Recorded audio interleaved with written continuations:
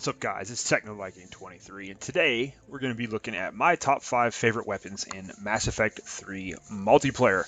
These won't be in any particular order. These are just the 5 weapons I enjoy using the most in the multiplayer part of the game.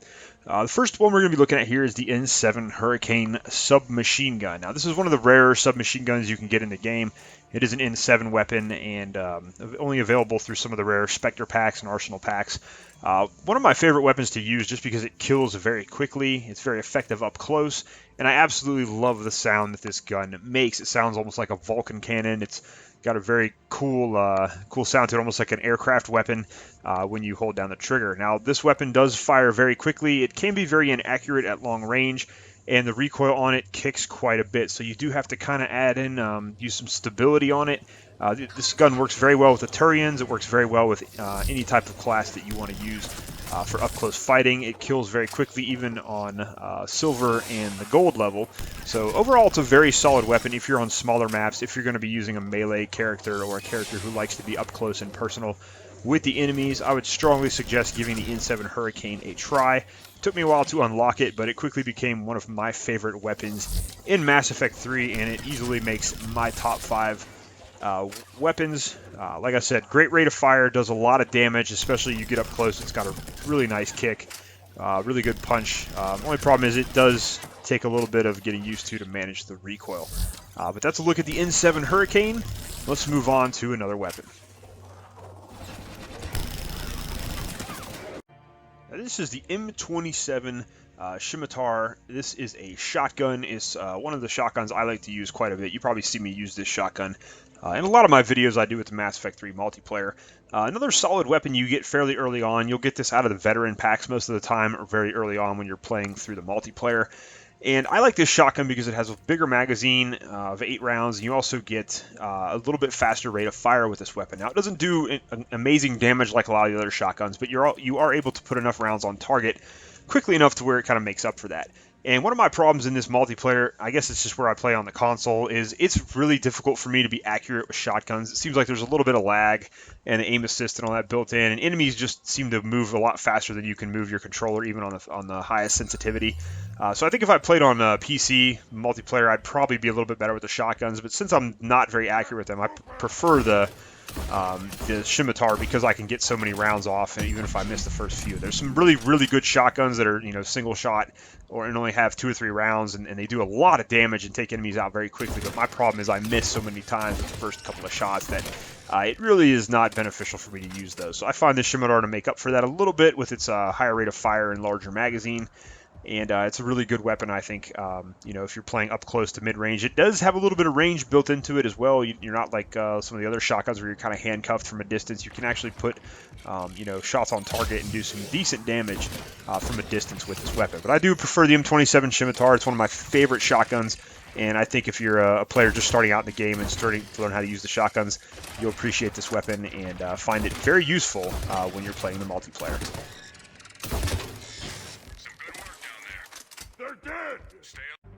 Now we're going to take a look at the M92 Mantis. This is a sniper rifle, and one of the things I really like about the Mantis is this is a very powerful sniper rifle. It can one-shot kill a lot of enemies, especially with headshots.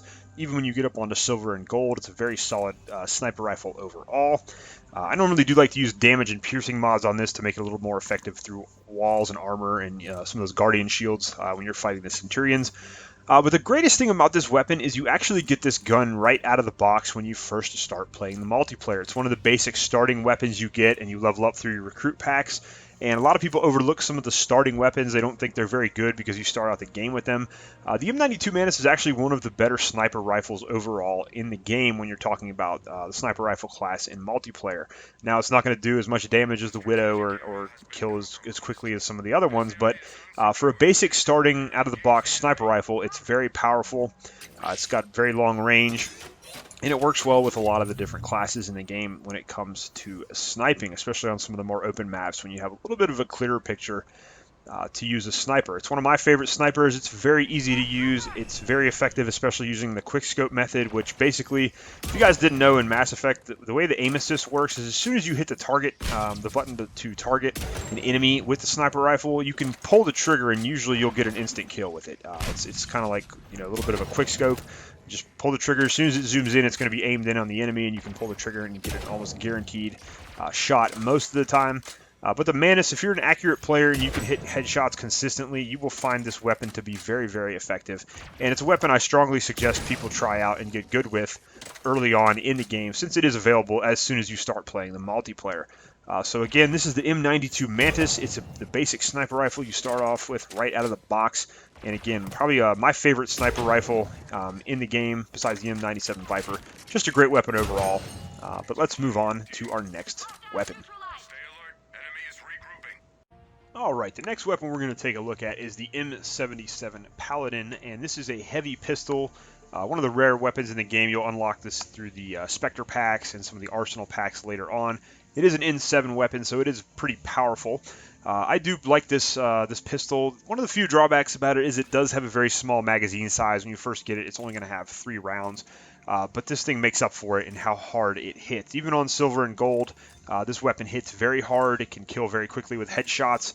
Very powerful, heavy pistol. It's a variation of the Carnifex pistol you guys will remember from the campaign, but built to be a little bit more sturdy and deliver a bit more of a punch in combat. But overall, very solid pistol. It's a little on the heavy side. You'll get about, I think, 150% recharge on your character if you're using this weapon and nothing else. But it's good out to a pretty good range. Has, like I said, a lot of stopping power.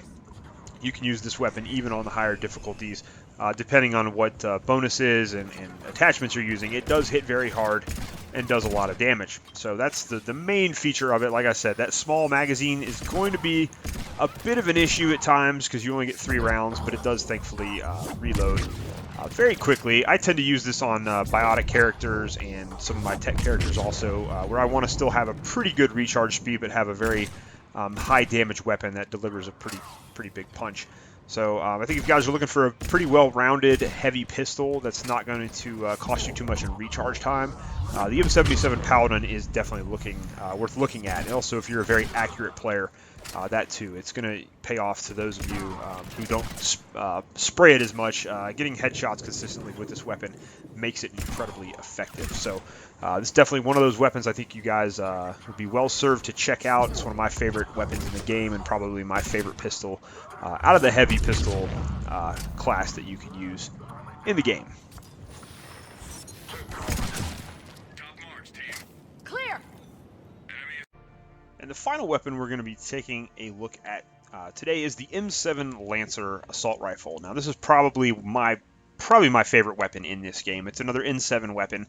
The M7 Lancer is a little bit steeped in lore. If you play through the Mass Effect 3 Citadel DLC, you'll actually get a chance to learn about this weapon. It was one of the first weapons the Alliance soldiers used in part of the first Contact War. It's also a weapon that may look familiar from the very first Mass Effect game, as this is a gun that you would have used way back in the first Mass Effect.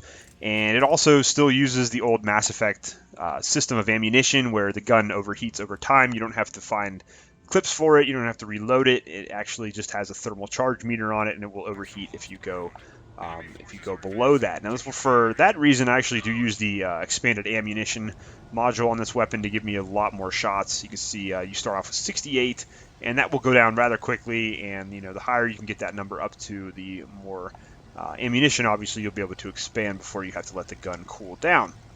That's just one of the things I think is really cool about this weapon. It's kind of a throwback to the first game, and it's kind of neat that that they put this in the game. You also can get it in the campaign, and it's very powerful. Once you get this weapon in the campaign, it's probably usually the only assault rifle I use because it just chews through everything so quickly. And you don't have to worry about ammunition as long as you're watching your thermal heat there and you let it cool off a little bit. But it's a very solid weapon, very high rate of fire, does a lot of damage. It's very good even on the higher difficulties, and not having to worry about running around to ammunition boxes can be a benefit. The only thing you have to worry about, like I said, is sustained fire. Being careful to not let it overheat, because if it does overheat, it takes a long time to cool down and reload, and you can really put yourself in a tough spot if you get to that situation. However, you can pop an ammo pack if you have them, and it will instantly start reloading the weapon. That's a nice little thing. If you don't use those ammo packs very often, you can use it for that. But I really do love the M7 Lancer. I love that it's a throwback weapon to the first game. I love that it's got a lot of lore behind it, and that it's also very powerful. and prevents you from having to worry about running around to those ammo boxes. It is a bit on the heavy side, but I think it more than makes up for that with its benefits. So definitely give this gun a try. I think you guys will enjoy it. Anyways, guys, this has been my top 5 favorite weapons from Mass Effect 3 multiplayer. Hope you guys have enjoyed the video. I hope you're having a great day. Thanks for watching, and I'll see you again next time.